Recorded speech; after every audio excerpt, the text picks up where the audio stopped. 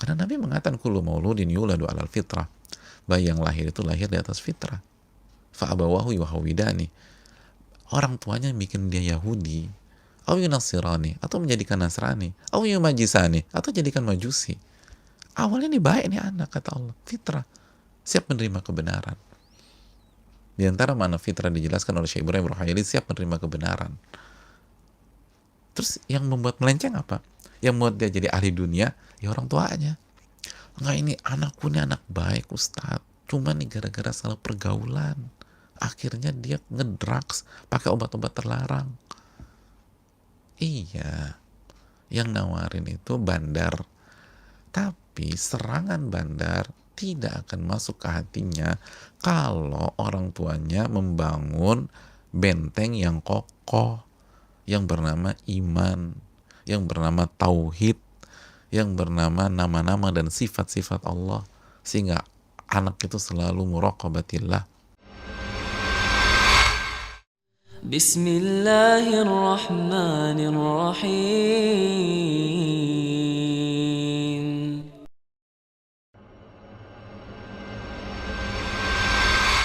Setelah taufik dari Allah Subhanahu wa taala, saudaraku yang Allah muliakan, Imam Nawawi itu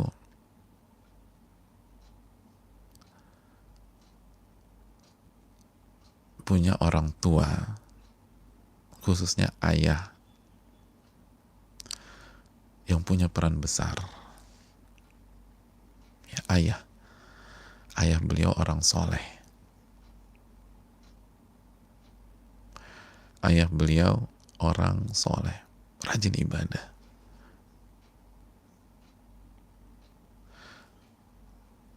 Rajin ibadah.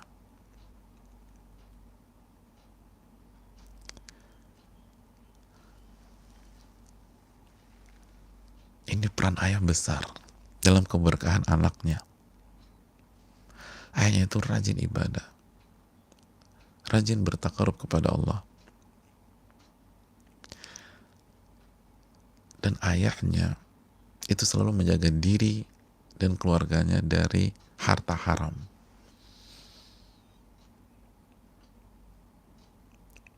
Ayahnya punya toko, itu beliau nggak mau jual hal-hal yang haram, nggak mau. Jangankan hal yang haram, yang syubhat aja nggak mau.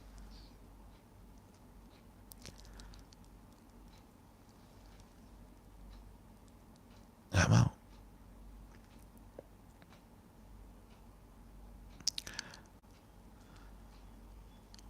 Dan selalu mendukung anaknya Imam Nawawi, Yahya ini. Selalu mengirim makanan kepada anaknya. Jadi walaupun anaknya udah besar, itu selalu disupport. Sehingga anaknya nggak mikir apa-apa. Yang penting belajar. Belajar buat karya.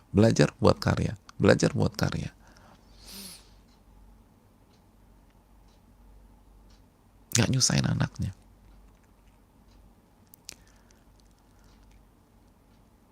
Dan contohnya banyak dijelaskan oleh para ulama. Di antaranya yang sudah kita bahas pada pertemuan yang lalu. Tapi mari kita lihat dari angle yang berbeda. Ketika sekali lagi Imam Nawawi rahimahullahu ta'ala di usia 10 tahun. Kisah itu. Kisah nggak mau diajak main. Hanya mau belajar aja. Hanya mau dengan Al-Quran saja. Sampai nangis. Lalu dilihat oleh Syekh Yasin bin Yusuf. Lalu masih ingat? Lalu Syekh Yasin bin Yusuf memberitahukan ayahnya. Fadzakara dzalika liwalidih. Lalu bicara sama ayahnya Imam Nawawi. Faharasa alaih ila an khatamal Quran. Maka semenjak dikasih tahu Syekh dinasehatin oleh Syekh Yasin bin Yusuf, itu ayahnya begitu semangat mendampingi Yahya anaknya, Imam Nawawi kecil, sampai beliau khatam Al-Quran, hafal dan khatam Al-Quran sebelum balik. Ini peran ayah mendampingi anaknya, bukan hanya kasih fulus atau kasih uang, dan berpikir semuanya baik-baik saja. Lo enggak. Kasih nafkah itu hanya satu dari tanggung jawab yang akan ditanya oleh Allah Subhanahu wa taala. Peran ayah penting.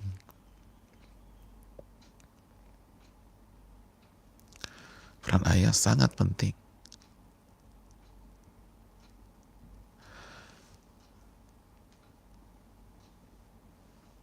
Akhirnya Yahya yang akhirnya dikenal dengan Imam Nawawi khatam Quran sebelum balik, sebelum Akil balik. Dan setelah itu kita tahu bersama-sama ayahnya membawa beliau ke Damaskus di usia 19 tahun. Dibawa qadima biwalidi ila Damaskus, dari Nawa dibawa ke Damaskus, suruh belajar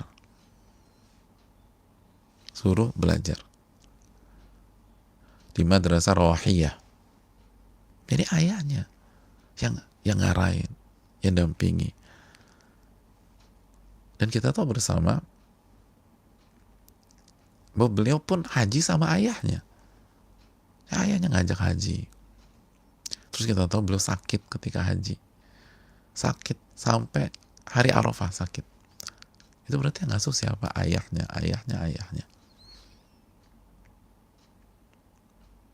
Peran ayah itu penting dalam keberkahan seorang anak.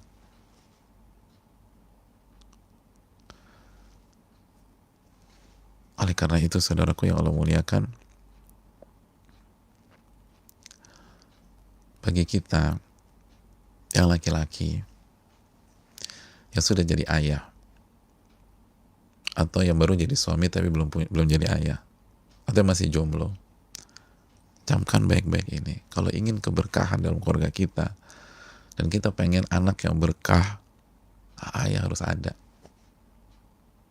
dan harus ngerti gimana ngarahin. Lihat, ini kuncian. Beliau hafal kok. Dan ayahnya itu suka bawa Imam Nawawi kecil Yahya itu ke tokonya kan. Bawa ke tokonya.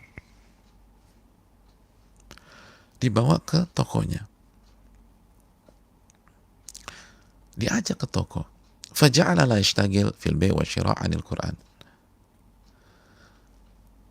Tapi ayahnya nggak menyibukkan anaknya untuk bantuin jual beli tokonya.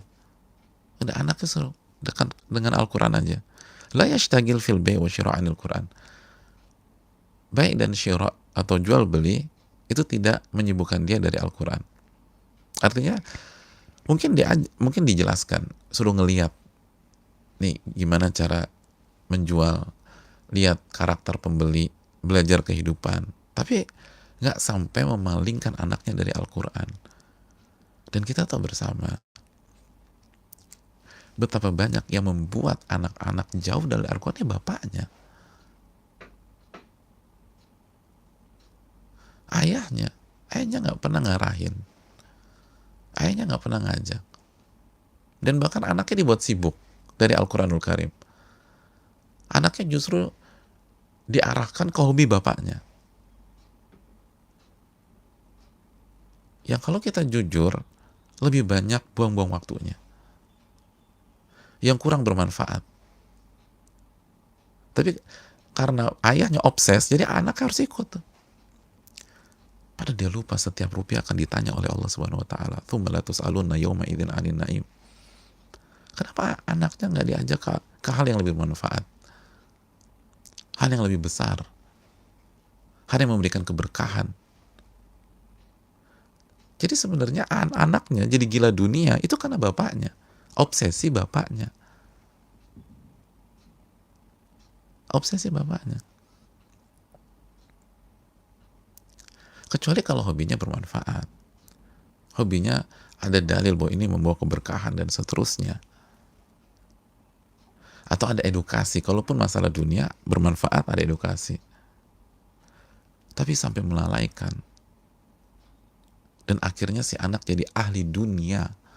Lihat, bapaknya Imam Nawawi bawa anaknya ke tokonya. Tokonya kan jual beli, duniawi ini.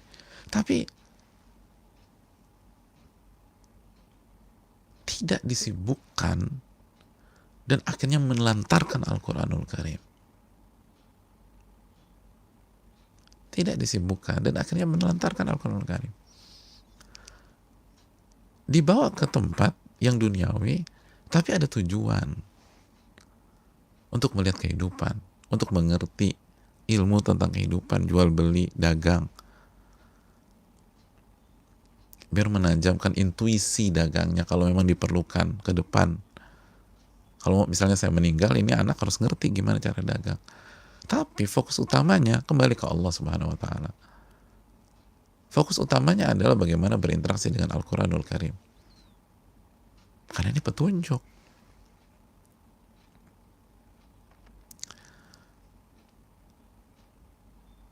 Jadi benar-benar dibawa ke sini, dibawa ke sini, dibawa ke sini. Ini bapaknya yang ngajak ke sini. Dan lihat pilihannya Damaskus tepat. Dan disitulah beliau ketemu ulama-ulama besar. Beliau ketemu guru-guru beliau, misalnya Imam Ishaq bin Ahmad,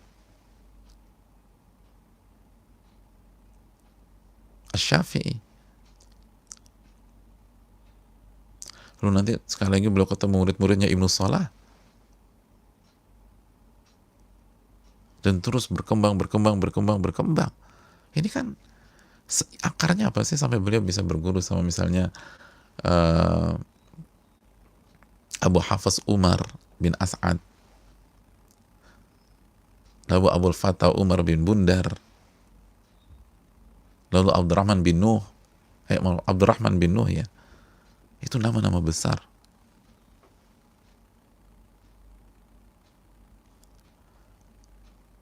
Itu bisa berguru dan seterusnya. Ini kan ayahnya awalnya TikTok ke sini, ada ke sini, ke sini.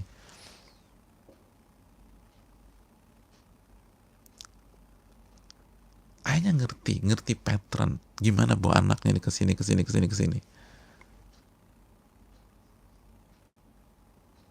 Sama kayak misalnya ayah kita pakar matematik. Nah, dia pengen anaknya jadi pakar matematik. Dia kan tahu ini sekolah mana yang matematikanya bagus.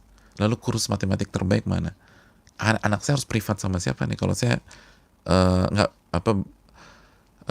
salah satu cara ngedukung saya atau sebelum belajar langsung dari saya, tahu. Lalu harus masuk kampus mana? Tahu ayahnya. Nah, anak saya ingin jadikan pakar matematik. Kampusnya mana ya? Itu kalau di Indonesia. Kalau di luar tahu siapa yang lebih unggul. Tahu. Ayahnya dokter, profesor jantung misalnya. Tahu. Dari sini kemana? Dari sini kemana? Fakultas kedokteran yang sesuai dengan anak saya kemana? Habis dari situ ngambil di mana lagi? Spesialisasinya di mana? Tahu. Mengerti.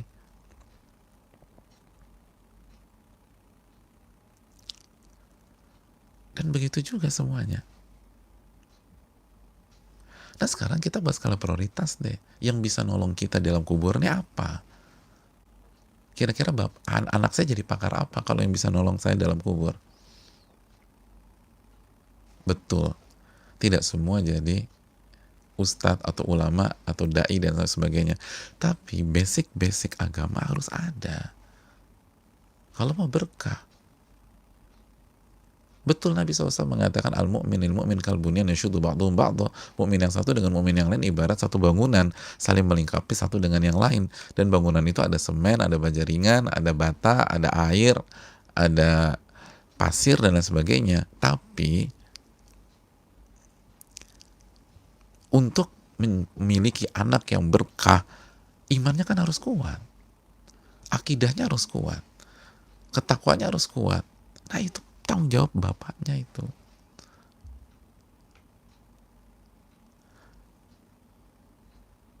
Betul Nabi SAW bersabda dalam Bukhari, wal mar'atu ra'iyatun mas'ulatun an baiti zawjiha wa auladi. Wanita itu penanggung jawab dan akan ditanya tentang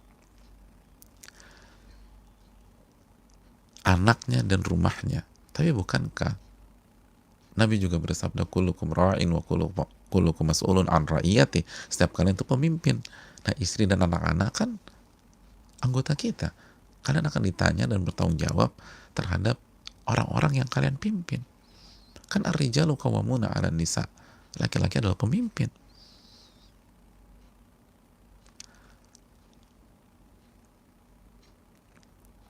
Dan khususnya pada hari-hari ini, saudaraku. Hari-hari ini. Hari-hari yang gak mudah. Hari-hari yang berat. Hari yang turun. Ini semua keluarga butuh figur pemimpin. Seluruh keluarga. Istri kita, anak-anak kita butuh figur.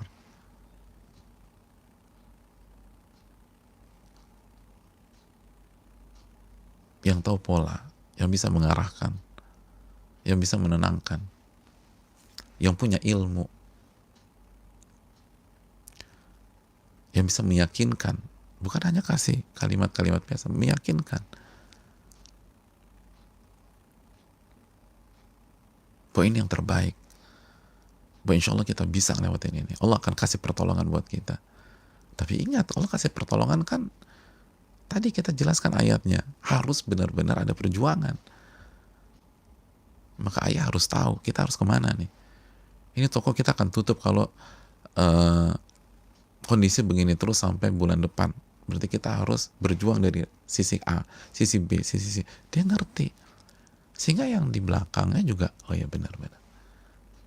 Yakin. Kenapa? Oh tenang. Pemimpinnya. Ya simpel aja lah saudaraku. Kalau pilot udah gemeter, udah nangis, lalu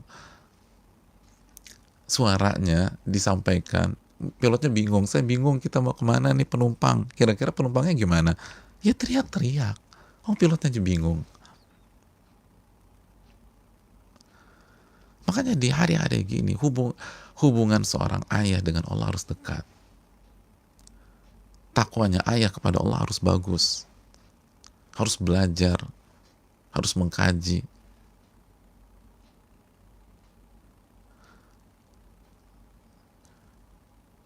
Kan slogannya bekerja di rumah, belajar di rumah. Kan begitu ya. Jangan fisiknya di rumah cuman kerja doang, belajarnya nggak ada.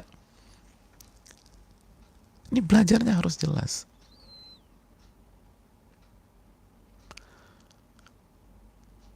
Kenapa Imam Nawawi benar-benar bisa bertahan? Kondisi susah.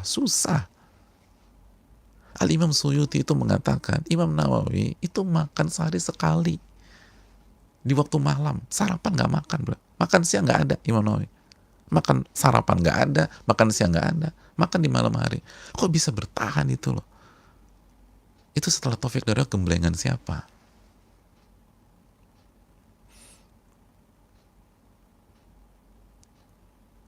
Mungkinkah ayah yang memanjakan atau kakek nenek yang memanjakan cucunya bisa mencetak orang seperti itu? Ya nggak mungkin. Nanti ketika dewasa cengeng nih anak. Kenapa? Semua disupport, support.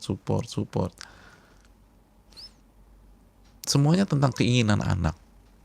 Anak mau apa dikasih, anak mau ini dikasih, anak mau ini dikasih. Loh hidup kan nggak hanya di atas. Nanti begitu di bawah, terus orang tuanya nggak ada, kakek neneknya nggak ada, wah hancur nih anak. Oh mentalnya nggak pernah dikasih. Kenapa Imam Nawawi bisa begitu? Kenapa bisa setelah taufik dari Allah kok bisa cinta banget sama ilmu? Kan sih, bayangin kalau misalnya Imam Nawawi punya kecintaan kepada ilmu seperti yang beliau tunjukkan di usia 10 tahun tadi, tapi nggak disupport sama ayahnya, kira-kira jadi apa? Ya cuma jadi pedagang, cuman buka toko kelontong. Kak lagi baca Quran nih di tokonya. Kan tadi kita kata Imam Nawawi kan seneng banget Al-Quran. Kata ayahnya, baca terus tuh Quran. Emangnya tuh Quran bisa buat kita kaya? Udah tutup Quran, kerja nih, tolongin babe. Gitu. Akhirnya kerja. Tuh layanin tuh pembeli. Itu pelanggan setia kita tuh. Dia datang udah datang udah lama datang, kok nggak dilayanin sama kamu? Padahal datang baru 3 detik yang lalu. Tuh coba antar beras ke sana. Udah nganter. Sekarang urus tuh di gudang, beres-beres. Pokoknya anaknya nggak dikasih kesempatan untuk berinteraksi dengan Al-Quran, belajar Al-Quranul Karim. Kira-kira jadi apa nih Imam Nawawi?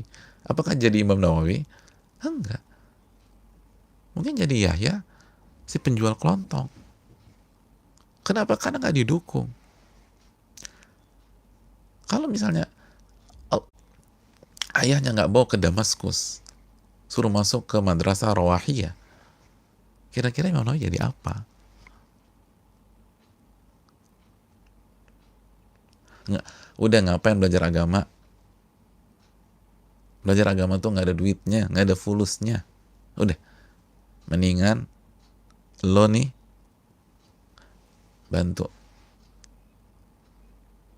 bantu kita di toko. Ini toko yang ngasilin fulus. Kan begitu di banyak orang tuh. Kalau kita pakai bahasa kita, udah ngapain? Buang-buang waktu aja. Nah kita lanjutin toko papa nih. Nanti kita jalan-jalan. Kita beli rumah, kita beli mobil segala macam. Oh, rusak. Walaupun bakat sebesar apapun, kalau nggak didukung orang tua ya rusak semuanya. Makanya saudaraku yang Allah muliakan,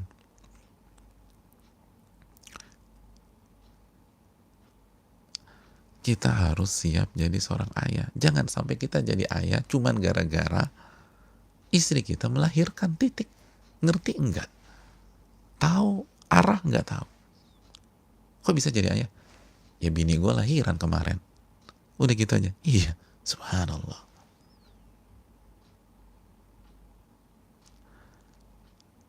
Dan gak ada kata terlambat, mulai dari sekarang. Mulai dari sekarang. Dan di sisi lain, bagi saudariku yang wanita,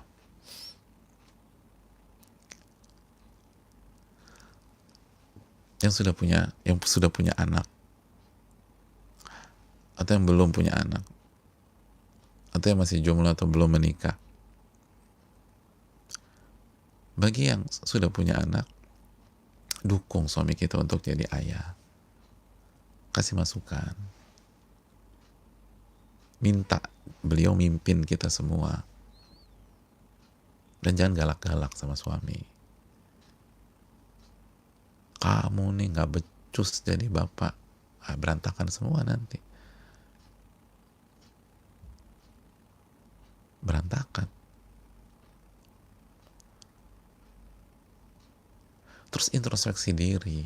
Jangan nyalain suami ketika suami belum bisa jadi ayah yang benar. Habis suamiku nih gak bisa jadi ayah yang benar. Lo yang milih siapa? Aku sih. Ya udah, evaluasi diri. Dan bisa jadi karena dosa-dosa kita juga. Dan bukan bisa jadi, Allah kan katakan wa ma asabakum min musibatin fa bima kasabat aydikum, apapun yang menimpa kalian itu karena dosa-dosa kalian tuh. Asy-Syura ayat 30. Coba introspeksi.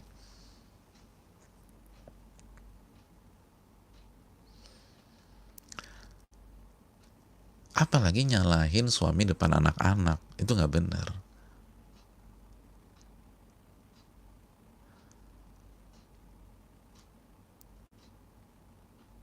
Itu bikin berantakan aja kondisi.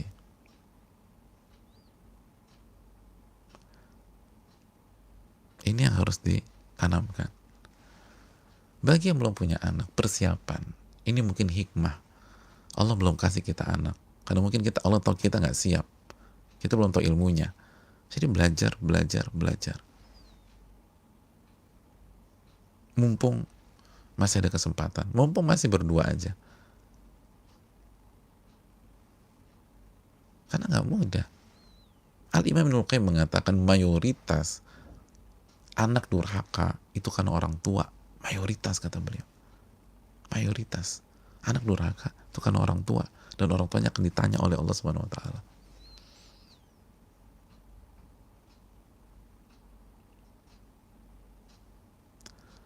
Karena Nabi mengatakan kullu mauludin yuladu 'alal fitrah. Bayi yang lahir itu lahir di atas fitrah. Fa abawahu yuhawidani. Orang tuanya bikin dia Yahudi, atau Yunasirani, atau menjadikan Nasrani, atau Yumajisani, atau jadikan Majusi. Awalnya nih baik nih anak, kata Allah, fitrah, siap menerima kebenaran.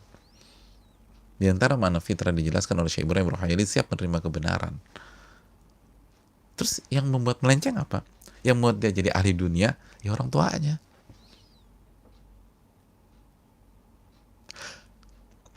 Enggak, ini anakku ini anak baik Ustadz, cuma nih gara-gara salah pergaulan akhirnya dia ngedrugs pakai obat-obat terlarang. Iya, yang nawarin itu bandar, tapi serangan bandar tidak akan masuk ke hatinya kalau orang tuanya membangun benteng yang kokoh, yang bernama iman, yang bernama tauhid, yang bernama nama-nama dan sifat-sifat Allah, sehingga anak itu selalu muraqabatillah.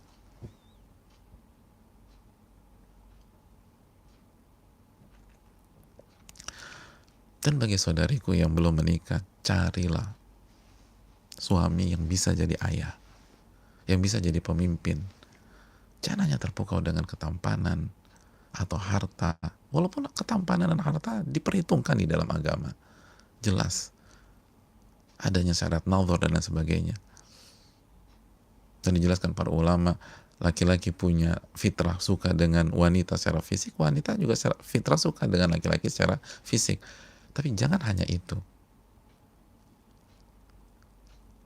Kalau kita ingin bahagia, cari yang punya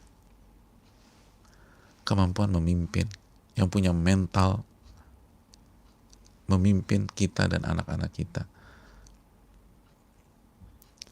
Ngerti konsep, bukan galak, ngerti konsep, ngerti pola, ngerti peta, ini mau dibawa kemana.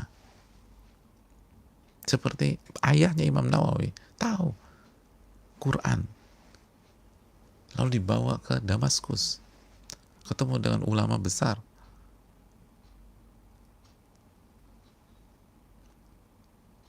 seperti Al-Imam Ishaq, dan nanti kita akan jelaskan. Ini kuncinya. Kalau ini berantakan, Riyadhus Shalihin kemungkinan nggak pernah ada. Dan Allah yang lebih tahu tentu saja. Tapi ini kan mata rantainya. Dan jangan kasih makanan yang haram, ini penting. Ayahnya Imam Nawawi itu kasih makanan yang halal, yang halal, yang halal. Selalu support. Karena pengaruh.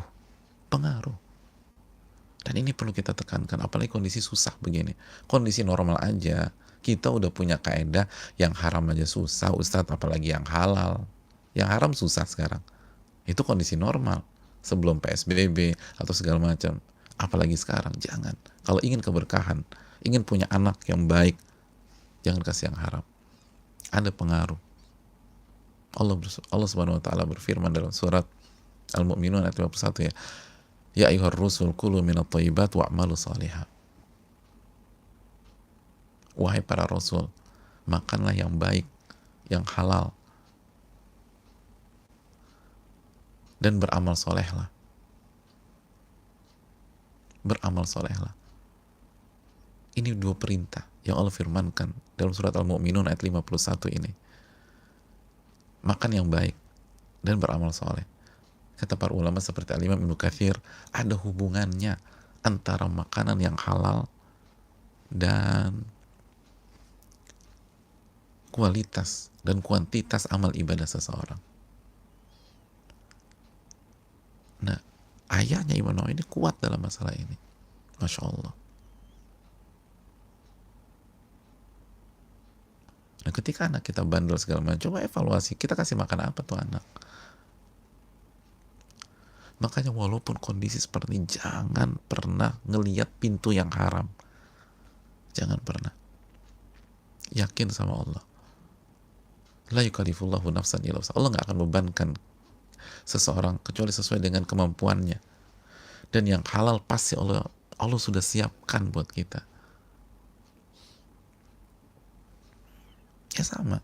Ketika misalnya sebuah negara menyiapkan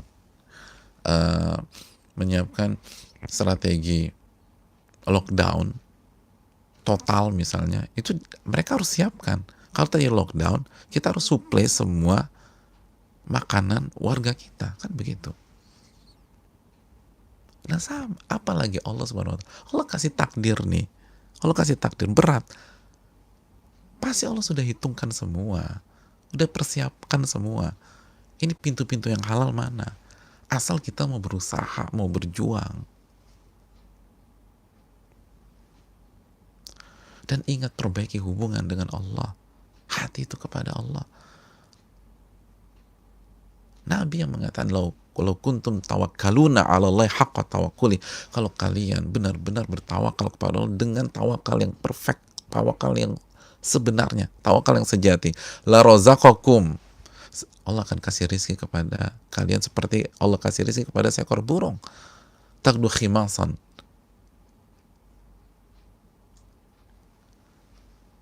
Burung punya tabungan? Enggak kan?